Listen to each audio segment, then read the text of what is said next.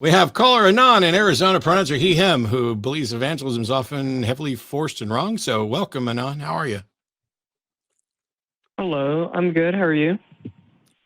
Exhausted. Yeah, it sounds like it.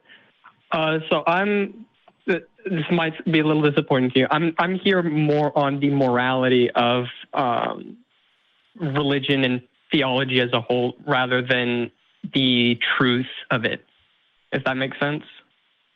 Sure. I mean, I mostly care about the truth, but how can you generalize on the morality of religion when there are many religions with many different views on morality? With a very basic distinction between those who try to force their beliefs onto others, and those who hold beliefs for themselves, and nothing more. I'm not sure I understand what you're saying, or if we disagree or whatever. So what I'm saying is, I personally, I don't know if you prefaced this already, but I'm a theist.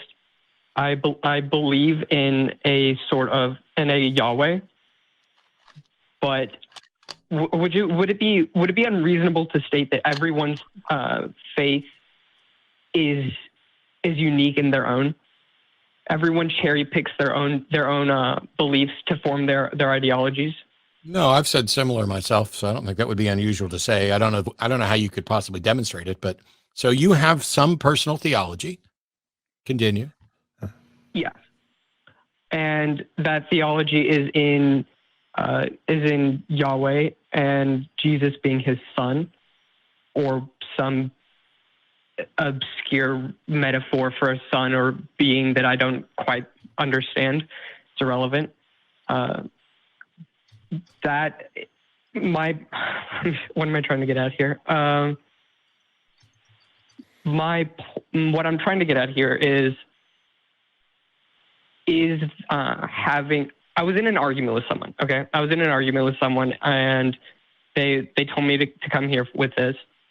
So give me just a sec. Let me pull it up. Okay, many people are atheists because they believe faith is a laundry list of things to believe in. That makes sense to you? No, because atheism is a single answer to a single question, and then the most common answer to the question is why we do not accept as true the claim that there is a one or more gods is because of a lack of evidence, and that is admittedly I don't have a survey of any kind, and it is anecdotal evidence, but I've talked to and interacted with a large number of atheists, and that would be the number one reason that I hear is a lack of evidence for the belief. Not only that, yeah. I'm sorry. Go ahead. Yeah, no, so I don't know what that means. Yeah, I don't know where whoever told you about this so-called laundry list comes from, but the laundry list starts at the top with prove that your God exists. It's also, even if it were true, it's completely irrelevant because atheism is the position. You can be an atheist for good reasons or bad reasons. And pointing out that some atheists might be atheists for bad reasons doesn't do anything to address whether or not atheism is the best position given the available evidence. And for me, faith isn't a list of things. Faith is the excuse people give for believing something when they don't have a good reason. Because if you say, why do you believe that? And you have a good reason, you just list the good reason. And if you don't have a good reason, that's when you make appeals to faith. I agree with that. And what I'm getting at is, why does I don't personally see a need to find truth in my beliefs, because they hold no they don't affect my life in a negative way or the lives of anyone else in a negative way. See, this is where you definitely lose me. I get it, and you're free to do whatever you want. I don't understand people who say they don't care whether or not their beliefs are true. I think that's a lie, because generally speaking, everything that we believe, we have some value in. And it matters whether or not it's true. If I'm going to cross the street, it matters whether or not there's a bus coming. If I have a disease, it matters whether or not I have that disease. To suggest that you have a belief that doesn't impact any other belief is already false on its face, because whatever process led you to become convinced of that thing, that same process could lead you to become convinced of something else. In the same way that some people, after they've adopted a religion, are brought into more racist views or more homophobic views. Some people start with racist and homophobic views and find their way into religion. But to suggest that you can have a belief in God and it doesn't matter is, I think, patently absurd. And to suggest that you don't care whether or not your beliefs are true is, for me, just sad. I don't understand why people would ever willingly say, I believe this, but I don't care if it's true. For me personally, my reasoning is that there's nothing for me to lose. There's nothing that I am losing by holding this faith. I only stand to gain some afterlife should my That's not remotely true. Be held true.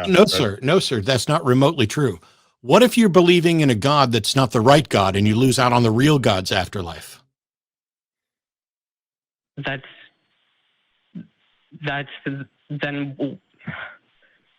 how would I know which God to pick in that situation? Exactly. But you picked one. You picked one and you said you don't care if it's true because you've got nothing to lose. And so if you picked the wrong one, then that God, the God that's the real one, is going to say, well, you didn't care whether or not it was true, so you're definitely not getting this afterlife. Meanwhile, even if you pick the right one, let's say that Jesus Christ is Lord.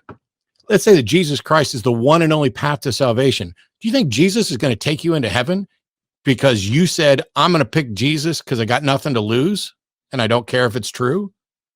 If you think that, then you don't know anything at all about Christianity.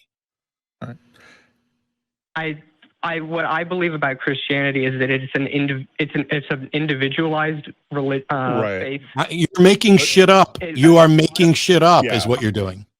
Right, because what happens if God really is the narcissistic, misogynistic, homophobic asshole that he appears to be in the Bible? What if he's really that? And so your fluffy version of him isn't going to get you into heaven. So shouldn't you start with making sure that your beliefs are true and that you have the right interpretation of a book that has well over 1,000 interpretations and now 1,001 with you? And yes, it would be. But how do I do that? How do you do that? You stop believing things. You stop believing things until you have good reason to believe them. You say, I don't have enough evidence to reach a conclusion, so I'm not going to reach a conclusion. But you decided, I'm going to go ahead and reach a conclusion and just pretend like it doesn't matter and I don't care because the truth doesn't matter. Well, the truth does matter. When you accept something that's not true as the truth, what you've lost is every possibility of finding the actual truth. Okay, that makes sense. Well, think on it. There's no feasible. If there's no feasible way to find the truth, wouldn't it be better to randomly pick one? No, sir. And go okay, let's say no, stop. I'll make this real easy for you. I have 10 playing cards in front of me, and they're an ace through 10. And they're mixed up to where you don't know which one they are. If you pick the ace, you get $1,000. And if you pick anything else, you die. You think it's a good idea to pick one at random? That seems like a bit of a. I see what you're saying. That's a 10% chance. Let's reduce it to ace 2, 3, and 4. Now it's a 25% chance. That's fewer than the religions you could pick from. And on an ace, you get $1,000. On an ace, you get $1 million. And with 2, 3, or 4, you die instantly. You still think it's a good idea to pick a random one then?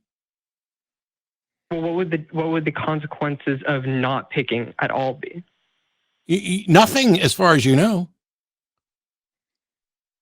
All right. There's no requirement. There's no requirement that you make a decision based on insufficient evidence. As a matter of fact, I would say it's immoral to run around making decisions based on insufficient evidence. This is how people get convicted of crimes, and innocent people spend their lives in jail. So why pick anything? You don't have to. Who told you had to pick a God? No one. I told myself. Yeah. Are you right? I don't have to. Yeah. I don't feel a need to be right. I feel like it's my safest option. So the way I see it with you're lying to yourself. You are lying to yourself. If you think, do you think you could, if there is a God, do you think you could fool him? I would have no idea. So okay, come on now. Let's be honest. For every single normative definition of God, do you think you could fool that God as to whether or not you actually believe in that God? Well, sure. And in like some, I want to say, I forget what, like Greek theology, I feel like those gods would absolutely be able to be played. Is that the God that you're advocating for? No, but then stop fucking pretending. In any sense of you are completely busted at this point. The God that you claim to believe in, do you think you could fool him? I don't know, and I don't think it matters. Okay, goodbye. If you believe in an all-knowing God, the answer would be no, you can't fool him. You don't get to claim that you believe in Yahweh when Yahweh is generally defined as knowing and knowing your thoughts, and then suggesting that you could fool him, especially now that you've publicly gone on out and said that you don't care whether or not the belief's true. Okay? You can't fool him now because you made a public profession that you don't give a fuck and that you're willing to lie to yourself. Yeah. Pascal's wager is a bad bet. Yeah. No matter how you look at it, it is just a bad bet.